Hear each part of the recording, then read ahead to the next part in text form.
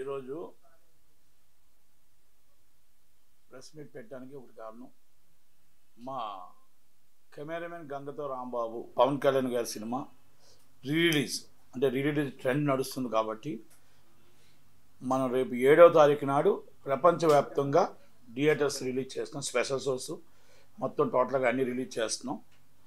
ఆ రిలీజ్కి పవన్ కళ్యాణ్ గారు సినిమా అంటే చాలా విభత్సంగా ఉంటుంది కాబట్టి ఆ థియేటర్స్ కూడా అందరూ కూడా ప్రతి ఒక్కరు కోఆపరేషన్ చేస్తున్నారు. అలాగే అందరికీ ధన్యవాదాలు. ఫస్ట్ ఫ్యాన్స్కి నా విన్నపం, ప్రత్యేకంగా ఫ్యాన్స్ అందరికీ, ఫ్యాన్స్ కానీ సినిమా వెళ్ళే వాళ్ళు కానీ ఇంకొకటి కానీ నా విన్నపం ఏంటంటే, థియేటరే దేవాలయం. మనం థియేటర్లో ఏ సినిమా అయితే చూస్తున్నామో ఆ సినిమా మనకు దేవాలయం లాంటిది. దయచేసి మన నాయకుడికి చెడ్డ పేరు వచ్చే విధంగా కానీ, మన నాయకుడికి ఇబ్బంది కలిగే విధంగా కానీ మనం ఏ థియేటర్ని ఎక్కడా కూడా మొత్తం టోటల్గా డిస్టర్బ్ చేయకుండా సినిమాని సినిమాలాగా చూడాలి. కొంతమంది అలరముక్కలు కావాలని కొంత ప్రయత్నం చేస్తే వాళ్ళని డైరెక్ట్గా పట్టించి తీసుకెళ్ళి దాన్ని పోలీసులకు అప్పచెప్పండి, లేదంటే యాజమాన్యం వరకు అప్పచెప్తే యాజమాన్యంగా చేస్తారు. ఫ్యాన్స్ మాత్రం మన క్రమశిక్షణతో మనం పవన్ కళ్యాణ్ గారి మాట రాకుండా మన ఫ్యాన్స్ ఎప్పుడు కూడా మనకి ఇబ్బంది రాకుండా మన థియేటర్లో సినిమా చూడాలని నా విన్నపం, నా మనవి, నా రిక్వెస్ట్. ఎందుకంటే జనసేన పార్టీ ప్రజల పార్టీ. జనసేనలో ఎవరైతే పవన్ కళ్యాణ్ గారు కానీ చంద్రబాబు నాయుడు గారు కానీ అందరూ కూడా ప్రజల్లో ఉన్న పార్టీ, ప్రజల కోసమే పోరాడుతున్న పార్టీ. కనుక మనం ఎప్పుడు కూడా బ్యాడ్ నేమ్ తేకుండా ఆ మాట రాకుండా చూడగలుగుతారని ఆర్గనైజర్స్కి, అలాగే అక్కడ ప్రెసిడెంట్లు, సెక్రటరీలకి నా విన్నపం, నా రిక్వెస్ట్. అలాగే ఇప్పుడు ఈ సినిమా ప్రపంచవ్యాప్తంగా ఈ సినిమా రిలీజ్ చేస్తున్న ఏదైతే కెమెరామెన్ గంగతో రాంబాబు ఆ సినిమాకి వచ్చిన ప్రతి థియేటర్లో వచ్చిన ప్రేక్షకుల దగ్గర నుంచి ₹10 అమౌంట్ ఏదైతే టికెట్ మీద ₹10 తీసి ఆ ₹10 ఎన్ని లక్షలు అయితే వస్తాయో ఆ డబ్బులన్నీ కలెక్ట్ చేసి జనసేన పార్టీ ఫండ్కి, అది పవన్ కళ్యాణ్ గారి చేతికి ఆ పార్టీ ఫండ్కి హ్యాండ్ ఓవర్ చేయబడుతుంది అనేది మాత్రం ఫ్యాన్స్ అందరికీ వినిపిస్తున్నాను. ఎందుకంటే ఈ వచ్చిన మనీని మేము సినిమా కోసం, మా డబ్బు కోసం మేము సినిమా చేయట్లేదు. ఎందుకంటే పార్టీ జనసేన టీడీపీ కలయికలో పార్టీ ప్రచారానికి, మనం పార్టీ కోసం కష్టపడాలి. పవన్ కళ్యాణ్ గారు కష్టాన్ని మనం ఎట్టి బస్సులో ఈ సినిమాలో చూపించాలని ఒక ఉద్దేశమే. దానికోసమే ఈ సినిమా చేస్తున్నాం. కనుక ఈ సినిమా ప్రతి రూపాయి కూడా వచ్చిన టికెట్ మీద ₹10 అది జనసేన పార్టీ ఫండ్ కిందే ఇవ్వబడుతుంది అనేది తెలియజేయడం జరుగుతుంది. అది పార్టీ ఎవరైతే పార్టీ సెక్రటరీ ఉంటారో నాగబాబు గారు కానీ లేకపోతే పవన్ కళ్యాణ్ గారు కానీ చేతుల మీదుగా ఆ చెక్కుని అంత పేమెంట్ కలెక్ట్ చేసి ఇవ్వడం జరుగుతుంది. కనుక అందరూ ఫ్యాన్స్ కూడా, అందరు ప్రేక్షకులు కూడా పార్టీ కోసం కష్టపడాలి, పార్టీ కోసమే మనం పనిచేయాలి. రేపు రాబోయే కాలంలో ఆంధ్రప్రదేశ్ అంతా కూడా మన టీడీపీ జనసేన పార్టీ రావాలని కోరుకుందాం.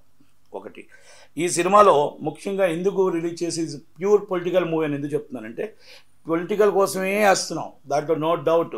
దాంట్లో నేను ఇంకొకటి మాయామార్గాలు చెప్పదలుచుకోలేదు. 8వ తారీఖు నాడు వాళ్ళు మనకు ఏమీ తప్పు చేయకుండా చంద్రబాబు నాయుడు గారిని వాళ్ళని తిట్టడం, ప్రతిపక్షాన్ని తిట్టడానికి ఒక యాత్ర 2 ఎలా తెస్తున్నారో, ఈ సినిమా పవన్ కళ్యాణ్ గారు చేసిన సేవని, కష్టాన్ని, ఆయన ఆలోచనల్ని 12 సంవత్సరాల ముందే ఈ సినిమాలో కొన్ని సీన్స్ చూపించారు. ఆయన పొలిటికల్గా వస్తే ఎలాగుంటుంది, ఆయన పొలిటికల్ లీడర్ అయితే ఎలాగుంటుంది, జనాల్ని ఎలా ఆకర్షిస్తారు, ఆయన ఏ కార్యక్రమాలు చేయబోతారు, ఏ కార్యక్రమాలు మాట్లాడబోతారు, ఎలా జనాలు ఆకర్షిస్తారు అంటే ఆ విధంగా ఈ సినిమాని ఆయన డిజైన్ చేయడం జరిగింది. ఆ డిజైన్లో ఆ డైలాగ్ వర్షన్స్ ఉన్నాయి. అది ఏ పార్టీకి తగులుతుంది అనేది మన అందరికీ అర్థమవుతుంది కాబట్టి మనం అక్కడ డైలాగ్ వర్షన్స్ కొన్ని ఉన్నాయి, కొన్ని సినిమాలో కొన్ని సీన్స్ ఉన్నాయి. ఆ సీన్స్ ఇప్పుడు అధికార పార్టీకి తగులుతుందా లేదా అనేది నేను చెప్పను, కానీ సినిమా చూసిన వాళ్ళు ఎవరు చూసుకుంటే ఎవరు రాసుకున్నది రాసుకోవచ్చు. కానీ ఆ డైలాగ్ వర్షన్ దేనికి తగులుతుందో ఏంటనేది అందరికీ తెలిసిన విషయమే. నేను ఈ పవన్ కళ్యాణ్ గారు ఆ రోజు ముందు ఆలోచనతో తీశారా, ముందు ఆలోచనతో ఈ స్క్రిప్ట్ పూరి జగన్నాథ్ గారు చేశారా తెలియదు, కానీ ఈజ్ పొలిటికల్గా పవన్ కళ్యాణ్ గారు ఇంకా జనసేన పార్టీకి పెట్టకుండానే ఈ సినిమా వచ్చింది. కాబట్టి ఈ సినిమా బ్రహ్మాండంగా డైలాగ్ వర్షన్స్తో ప్రతి ఒక్కరికి నచ్చుతుంది. కొన్ని అనువైన కారణాల వల్ల అప్పుడు కొన్ని సెంటర్లో కొన్ని సినిమాని ఆపడం జరిగింది, కొన్ని ఆడకుండా ఆగడం కూడా జరిగింది. కనుక ప్రతి ఒక్కరు, ప్రతి ప్రేక్షకులు కూడా ప్రజలందరూ సినిమా చూసి పవన్ కళ్యాణ్ గారి డైలాగ్స్ చూసి ఆదరిస్తారని నా మనవి. రెండోది, ఇప్పుడు ఈ సినిమా థియేటర్స్ కోసం చెప్పాను, అలాగే చెప్పాను నేను నైజాం మాత్రమే చేస్తున్నాను. ఇది ఎందుకంటే విశాఖపట్నం గాయత్రీదేవి ఫిలిమ్స్ వాళ్ళు చేస్తున్నారు, ఈస్టు వెస్టు కృష్ణ మన బాబీ గారు అని చెప్పేసి చిరంజీవి ఫ్యాన్స్ ఆయన చేస్తున్నారు, గుంటూరు వచ్చి సురేష్ గారు చేస్తున్నారు, నెల్లూరు భాస్కర్ రెడ్డి గారు, ఈజ్ డిఫరెంట్ అందరూ కూడా పార్టీకి శ్రేయభిలాషులు, పార్టీ కష్టపడిన వాళ్ళే చేస్తున్నారు. ఎందుకంటే ఈ సినిమాని తీసుకురావడంతో డబ్బు కోసం అయితే కాదు, ఈ సినిమాని మనం అందుకు జనాల్లోకి రావాలి, ఆయన ఆలోచనలు తెలియాలి, పవన్ కళ్యాణ్ గారి ఆలోచనలు తెలియాలి గట్టిగా, ఆయన ముందు ఏమనుకున్నారు దానికోసం ఈ సినిమా తీసుకురావడం జరుగుతుంది. Political movie. వాళ్ళు ఇప్పుడు యాత్ర 2 తీసుకొచ్చారంటే యాత్ర 2 అనేది వాళ్ళు తీసుకొచ్చిన సినిమా. ఇది పార్టీ వాళ్ళ సినిమా కాదు, ఆటోమేటిక్గా సినిమా తీసి రిలీజ్ అయ్యి రిలీజ్ అయిన సినిమా ఇది, కనుక చూడవలసిందిగా కూర్చున్నాను. అలాగే ఇప్పుడు ఇంకొకటి ఏంటంటే ఈజ్ పొలిటికల్ ఇష్యూస్కి వెళ్తే గద్దరన్న అవార్డ్స్ అని రేవంత్ రెడ్డి గారు అనౌన్స్ చేశారు. అందరికీ గద్దరన్న అవార్డ్స్ 10 సంవత్సరాల నుంచి తెలంగాణ నుంచి అవార్డ్స్ లేవు. అవార్డ్స్ లేకపోతే లాస్ట్ టైం ఇదే నేను అందరి ప్రెస్ మీట్లోనే అడిగితే అప్పుడు చల్సాని శ్రీనివాస్ యాదవ్ గారు మా నెక్స్ట్ గవర్నమెంట్ వస్తుంది, నెక్స్ట్ గవర్నమెంట్లో ఇస్తాను.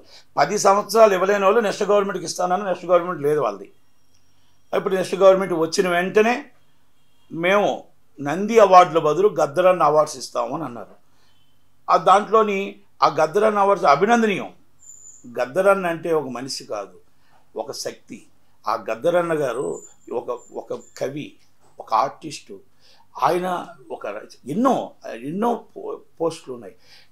అవార్డ్స్ అంటే అర్థం చేసుకోవాల్సిందంటే నాట్ ఓన్లీ సినిమా ఫీల్డ్, నాటక ఉత్సవాల నుంచి ప్రతి దగ్గర కూడా అన్నిటికీ కూడా అవార్డ్స్ వస్తాయి. ఆ అవార్డ్స్నే గద్దరన్న అవార్డ్స్ అంటారు తప్ప ఒక సినిమా ఫీల్డ్కి నంది అవార్డ్స్ ప్రత్యేకంగా ఇవ్వరండి. నాటక ఉత్సవాలకి డిఫరెంట్ అన్నీ కూడా ఎఫ్డీసీ నుంచి ఆ మొత్తం టోటల్గా ఈ అవార్డ్స్ అన్నీ కూడా ఎఫ్డీసీ ఫిల్మ్ డెవలప్మెంట్ కార్పొరేషన్ నుంచి డెవలప్ చేసి ఇస్తారు. కనుక గద్దరన్న అవార్డ్స్ అని అనౌన్స్ చేసిన వెంటనే రేవంత్ రెడ్డి గారు అనౌన్స్ చేశారు. దాని తర్వాత బట్టి విక్రమార్క గారు కౌగిలించుకున్నారు. కొంతమందికి మరి అది ఎందుకు ఇష్టం ఉందో అది నాకైతే తెలియదు, కానీ సినిమా ఫీల్డ్లో మాత్రం ఇష్టం లేదు. అంటే ఎందుకు ఇష్టం లేదని డైరెక్ట్గా చెప్పగలుగుతున్నానంటే, ఒక్కరు కానీ పెద్ద హీరో నుంచి చిన్న హీరో దాకా, పెద్ద నిర్మాత నుంచి చిన్న నిర్మాత దాకా ఒక్కరు కూడా మనకు 10 సంవత్సరాలు అవార్డులు లేవు. కేసీఆర్ గారిని అడగలేకపోయాం, కేటీఆర్ గారిని అడగలేకపోయాం. ఆంధ్రప్రదేశ్లో 5 సంవత్సరాల నుంచి అవార్డులు లేవు. జగన్మోహన్ రెడ్డి గారిని అడగలేకపోయాం, పోసాని కృష్ణమురళి గారిని అడగలేకపోయాం. కానీ అడగకుండానే మనకి అన్నం పెట్టే రేవంత్ రెడ్డి గారు గద్దరన్న అవార్డ్స్ అంటే ఎందుకు మీరు దానికి నోరు మెదపలేకపోతున్నారు అంటే మరి దానికి కారణం చెప్పాల్సి ఉంటుంది. ఎందుకంటే అవార్డు అన్నప్పుడు అభినందనీయం చెప్పాలి, అభినందించాలి, ట్విట్టర్లోనే చెప్పాలి, దగ్గర చెప్పాల్సిన అవసరం లేదు. దానికంటే 10 రోజుల ముందు మీరు అందరూ వెళ్ళి మీ స్వార్థం కోసం మాట్లాడుకున్నారు. రేవంత్ రెడ్డి గారికి చెప్పారు ఎఫ్డీసీ చైర్మన్ ఏం కావాలి, టికెట్ రేట్లు ఎలా కావాలి, ఇవన్నీ కూడా మీరు అనుకున్నారే తప్ప చిన్న నిర్మాత కోసం కానీ ఇంకోళ్ళ కోసం కానీ పట్టించుకోవడానికి వెళ్ళలేదు. చిన్న సినిమా కోసం బతికించడానికి వెళ్ళలేదు. 2.5 షో కోసం అడగలేదు. ఏమీ లేవు. మీకు ఏం కావాలో 440 రూపాయల టికెట్ బదులు ఇంకా 500 కావచ్చు, 600 జనాలను పీడించడం ఎలాగానో ఆలోచనతోనే మీరు వెళ్ళారు తప్ప ఇంకొకటి వెళ్ళలేదు అనేది మాత్రం నేను క్లియర్గా చెప్పగలుగుతాను. ఇక్కడ గద్దరన్న అవార్డ్స్ని మీరు ఎందుకు అవాయిడ్ చేస్తూ చాలామంది కొంతమంది నేను సినిమా ఫీల్డ్లో చెప్తున్నాను, ఎందుకు మీరు అవాయిడ్ చేస్తున్నారో ఆ గద్దరన్న పేరు మీద అవార్డు ఇవ్వడం అనేది శుభసూచకం.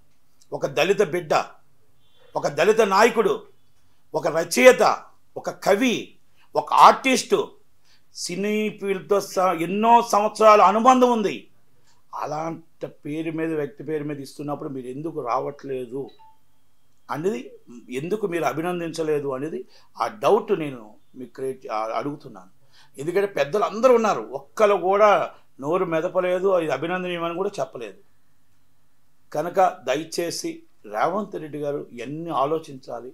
ఎందుకంటే కొంతమంది విభజించి పాలిస్తున్నారు, ఇంకా కేసీఆర్ గారి పాలన అనుకుంటున్నారు. కనుక ఆ కేసీఆర్ గారి పాలనలో ఎవరిని పట్టించుకోలేదు. కానీ రేవంత్ రెడ్డి గారు వచ్చిన వెంటనే గద్దరాన్ని గుర్తించారు. గద్దరన్న పేరు మీద అవార్డ్స్ అన్నారు. ఓకే, కొంతమందికి వ్యతిరేకించకపోవచ్చు, దానికి ఏవైనా ఉండొచ్చు. ఓకే, నేను మేబీ అనుకుంటున్నాను ఆయన దళిత బిడ్డ కాబట్టి ఎవరు పట్టించుకోవట్లేదేమో, ఎవరు రానివ్వట్లేదేమో, ఎవరు అభినందన చెప్పలేకపోతున్నారేమో అని అనుకుంటున్నా. లేకపోతే ఈ పాటికి చెప్పేవారు కదా. కనుక సినిమా ఫీల్డ్కి నంది అవార్డుల బదులు గద్దరన్న అవార్డులో నేను స్వాగతిస్తున్నా. మాలాగే కొంతమంది నిర్మాతలు అందరూ కూడా స్వాగతించడానికి కొంతమంది ప్రెస్ మీట్ పెట్టడానికి ముందుకు రావచ్చు, లేకపోతే రాకపోవచ్చు, లేకపోతే భయంతో ఉండొచ్చు. ఆంధ్రప్రదేశ్లో జగన్మోహన్ రెడ్డి గారికి భయపడి ఆయన అవార్డు ఇవ్వకపోయినా అడగకపోవచ్చు. కేసీఆర్ గారికి భయపడి అవార్డు ఇవ్వకపోయినా అడగకపోవచ్చు. మనం అడిగిందే ప్రజల పాలన కాంగ్రెస్ పార్టీ కాబట్టి ఆ పాలన గద్దరన్న అవార్డ్స్ని స్వాగతించకుండా మరి ఉండడం అనేది సినిమా ఫీల్డ్ దురదృష్టకరం. కనుక గద్దరన్న అవార్డ్స్ త్వరలోనే అందరికీ కూడా అవార్డ్స్ ఇవ్వాలి. అందరికీ నాటకోత్సవాల నుంచి మా సినిమా ఫీల్డ్లో కూడా చిన్న సినిమాల నుంచి అన్ని సినిమాలు ఇవ్వాలి. అలాగే త్వరలోనే రేవంత్ రెడ్డి గారిని మొత్తం టోటల్గా ఒక 20 మంది చిన్న సినిమా నిర్మాతల్ని అందరినీ కూడా కలుపుకొని మొత్తం టోటల్గా మా ట్రెజరర్స్ మొత్తం టోటల్గా సెక్రటరీస్ని అందరినీ తీసుకొని ఆయన టైం తీసుకొని సెక్రటరీలోకి వెళ్ళి మాకు ఆ 11 మంది పెద్దోళ్ళు ఎలా చెప్పుకున్నారో మా బాధని మా కష్టాన్ని కూడా ఆయనకి మేము చెప్పి, సార్ ఇక్కడ మా బాధ ఉంది, మా 2.5 షో రాలేదు, మాకు ఇంకొకటి రాలేదు, మాకు మొత్తం టోటల్ మాకు ఏ కష్టం ఉందో అన్నీ కూడా రేవంత్ రెడ్డి గారికి మేము చెప్పుకోవడం జరుగుతుంది.